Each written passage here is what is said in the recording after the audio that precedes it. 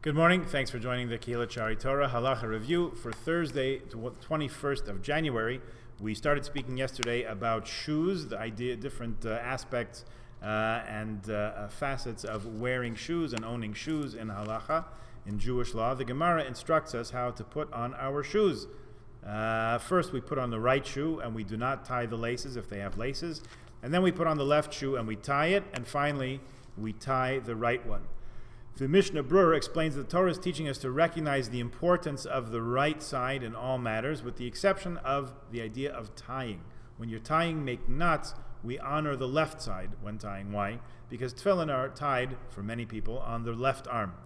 If you picked up your left shoe first, you put it aside, and you put on your right shoe first.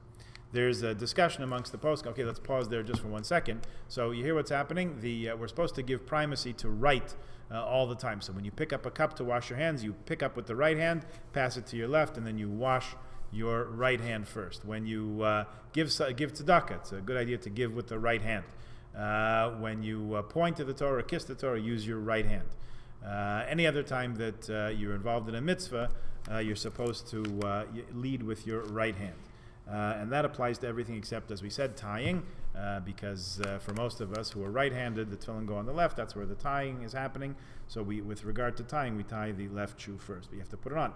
Now, what about people who are lefties? There's a discussion in the poskim as to the correct procedure for a left-handed person. Many poskim say that this person should follow the procedure of a right-handed person, do just like everybody else. Others are of the opinion, since women generally do not put on tefillin, they do not have to be concerned with tying the left shoe first, and they can put on the right shoe and tie it, then the left shoe and tie it. Some poskim say that a young child should put on shoes in the same way as an adult, for chinuch, for training, and shoes that have no laces, such as slip-on shoes, should be placed on the right foot first. Shoes that have buckles or Velcro should be put on the right foot first, but there's no need to keep the right shoe unbuckled before putting on the left shoe. We are only concerned with the idea of tying, making knots. Many poskim say that giving the importance of the right side applies to all clothing and not to shoes. So pants and shirts and everything, also the right side, right leg, right arm, whatever should go first. One should wear shoes on the proper feet. Don't switch them around. It's uncomfortable, of course, and not in keeping with the Seder HaDvarim, with the order of things.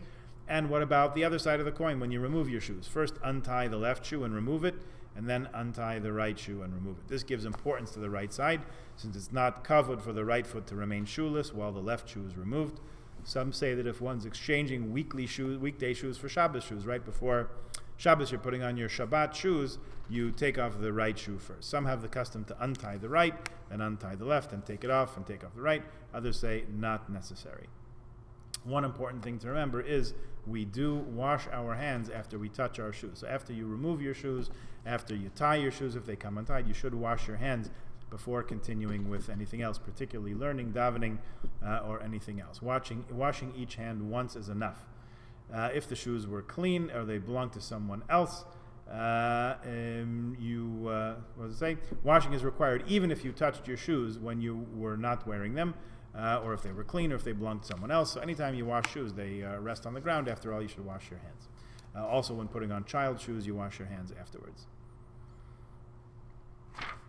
Okay, there's a discussion amongst the poskim if you can be lenient if you only touched your shoelaces. You didn't touch your shoes at all, just the laces. The custom is to be lenient, but I have seen a number of people who I think are acting correctly who do wash their hands even after they just tie their shoes. Okay, we'll speak a little bit more about some more points of shoes in Jewish law, so please join us tomorrow. Meantime, have a good day.